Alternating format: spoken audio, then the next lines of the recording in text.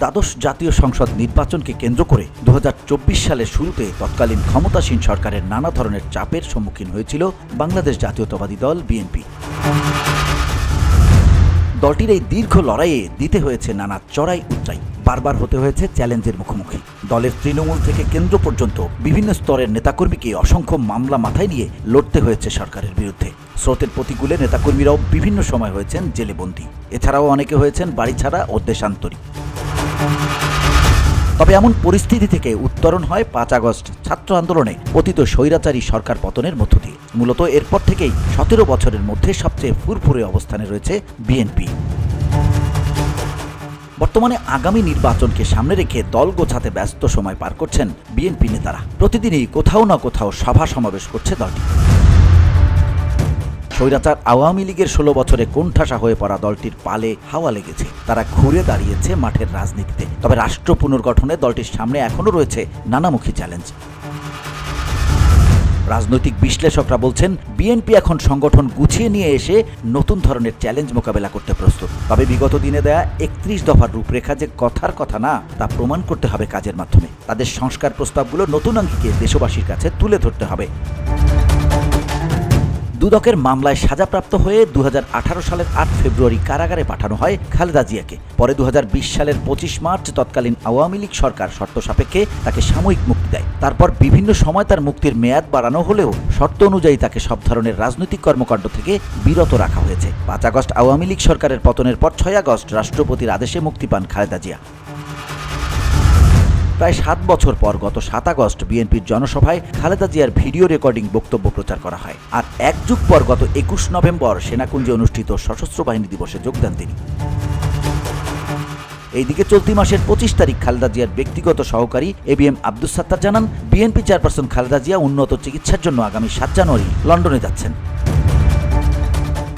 2015 সালের 6 জানুয়ারি সুপ্রিম কোর্টে তারেক রহমানের বক্তব্য বা বিবৃতি প্রচারে নিষেধাজ্ঞা চেয়ে একটি রিট করেন আইনজীবী নাসরিন সিদ্দিকী। কারণ হিসেবে বলা হয়েছে আইনের দৃষ্টিতে তিনি পলাতক আসামি। পরের দিন হাইকোর্ট রুল সহ আদেশ দেন। এতে তারেক রহমানের সব ধরনের বক্তব্য ও বিবৃতি গণমাধ্যমে প্রচার ও প্রকাশে নিষেধাজ্ঞা দেওয়া হয়। এই আদেশ বাস্তবায়নে প্রয়োজনীয় ব্যবস্থা নিতেও নির্দেশ দেওয়া হয়। এছাড়াও 2023 সালের 28 আগস্ট এক আদেশে হাইকোর্ট তারেক রহমানের বক্তব্য, বিবৃতি, অডিও ও ভিডিও সামাজিক যোগাযোগ মাধ্যম ফেসবুক ও ইউটিউব থেকে সরাতে অবিলম্বে কার্যকর পদক্ষেপ নিতে বিটিআরসিকে নির্দেশ দেয়। কিন্তু 5 আগস্টের পট পরিবর্তনের কিছুক্ষণ পর গণমাধ্যমগুলো তারেক রহমানের বক্তব্য ও ভিডিও প্রচার শুরু করে। ফলে প্রায় 10 বছর পর গণমাধ্যমে ফিরে আসেন বিএনপির ভারপ্রাপ্ত চেয়ারম্যান।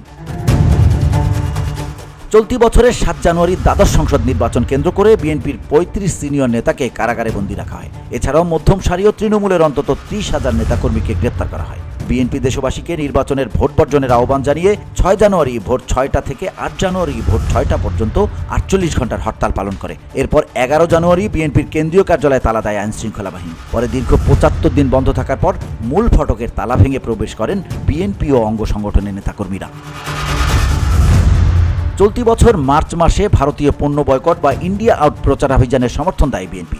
এছাড়া এই কর্মসূচিতে 63টি রাজনৈতিক দল ও জোটও সমর্থন দেয়। মূলত বিরোধী দলের অনুপস্থিতিতে চলতি বছরের জানুয়ারিতে অনুষ্ঠিত সংসদ নির্বাচনে পার্শ্ববর্তী দেশ ভারত আওয়ামী লীগের পক্ষ নিয়েছে। এমন অভিযোগে নির্বাচন পরপরই সামাজিক মাধ্যমে ভারতীয় পণ্য বয়কট বা ইন্ডিয়া আউট প্রচারাভিযান শুরু করে সোশ্যাল মিডিয়া ইনফ্লুয়েন্সাররা। গত 6 জুলাই সংবাদ সম্মেলন করে কোটা বিরোধী ছাত্র আন্দোলনের সমর্থন দেয় বিএনপি। পরে কোটা বিরোধী ছাত্র আন্দোলনের নেতারা ঐক্যবদ্ধ হয়ে বৈষম্য বিরোধী ছাত্র আন্দোলন প্ল্যাটফর্ম তৈরি করেন। একের পর এক কর্মসূচি দেন। আন্দোলনে সরাসরি যুক্ত হয় বিএনপির অঙ্গ সহযোগী সংগঠনগুলো। বৈষম্য বিরোধী ছাত্র আন্দোলনের ডাকে সারা দেশ যখন উত্তাল, তখন সর্বশক্তি দিয়ে আন্দোলনে ঝাঁপিয়ে পড়ার ডাক আসে বিএনপির ভারপ্রাপ্ত চেয়ারম্যান তারেক রহমানের পক্ষ থেকে। তিনি বৈষম্য বিরোধী ছাত্র আন্দোলনের ব্যানারে আন্দোলনের সর্বস্তরের নেতাকর্মী ও সমর্থকদের অংশ নেওয়ার নির্দেশনা দেন। 4 আগস্ট ছাত্ররা মার্চ টু ঢাকা কর্মসূচি পালন করে। সেদিন ছিল আন্দোলনের একটি গুরুত্বপূর্ণ বাঁক। ওই দিন বিএনপি ও অঙ্গ সহযোগী সংগঠনের নেতাকর্মী ও সমর্থকরা মাঠে থেকে বড় ভূমিকা পালন করেন। গণঅভ্যুত্থান পরবর্তী সময়ে তারেক রহমানের দূরদর্শিতা, নানা দিক নির্দেশনা, বক্তব্য, ইতিবাচক মানসিকতা, সহনশীলতা, ধৈর্য ও ভবিষ্যৎ পরিকল্পনা সাধারণ মানুষ সহ সব মহলে প্রশংসা কুড়িয়েছে। বিশেষ করে 5 আগস্টের পরপর ভারপ্রাপ্ত চেয়ারম্যানের কঠোর নির্দেশনা দূরদর্শী নেতৃত্ব এবং প্রতিহিংসার পরিবর্তে সহনশীল রাজনৈতিক কারণে শান্তি শৃঙ্খলা বজায় থাকে সারা দেশে। সে সময় খালেদা জিয়া ও তারেক রহমানের নির্দেশে আইন শৃঙ্খলা রক্ষাকারী বাহিনী শূন্য দেশে পাড়া মহল্লায় পাহারা দিয়েছেন নেতাকর্মীরা। এছাড়া তারেক রহমান দলের শৃঙ্খলা বিরোধী কর্মকাণ্ডে জড়িতদের বিরুদ্ধে কঠোর পদক্ষেপ গ্রহণ করেন। ছাত্র জনতার অভ্যুত্থানের পর ভিন্ন রকম এক চ্যালেঞ্জের মুখে পড়েছে বিএনপি।